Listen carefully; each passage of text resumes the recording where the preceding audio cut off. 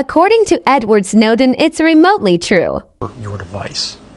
Once they do this, by detecting a vulnerability in the software that your device runs, such as Apple's iOS or Microsoft Windows, they can craft a special kind of attack code called an exploit.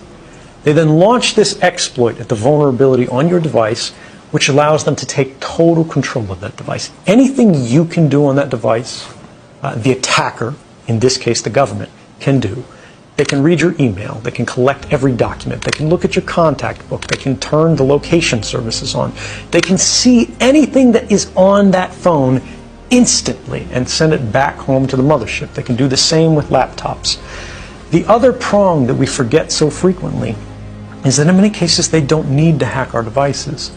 They can simply ask Google for a copy of our email box, because Google saves a copy of that. Everything that you ever typed into that search box, Google has a copy of.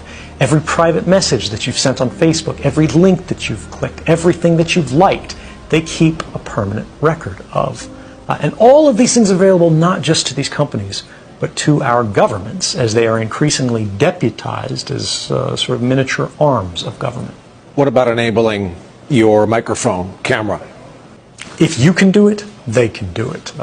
It is trivial to remotely turn on your microphone or to activate your camera, so long as you have systems level access. If you had hacked someone's device remotely, anything they can do, you can do.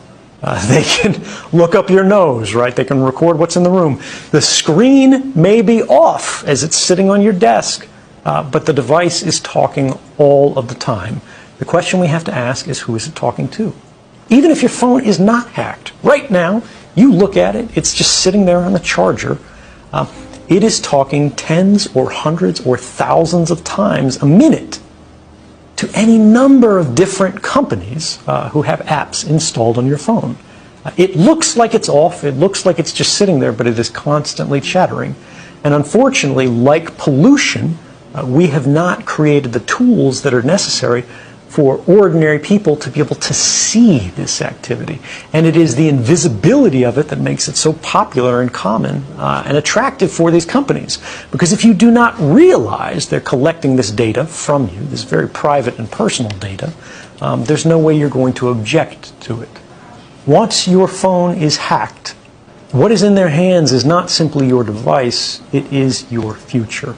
But we see how these same technologies are being applied to create what they call the social credit system. If any of your activities online, if your purchases, if your associations, if your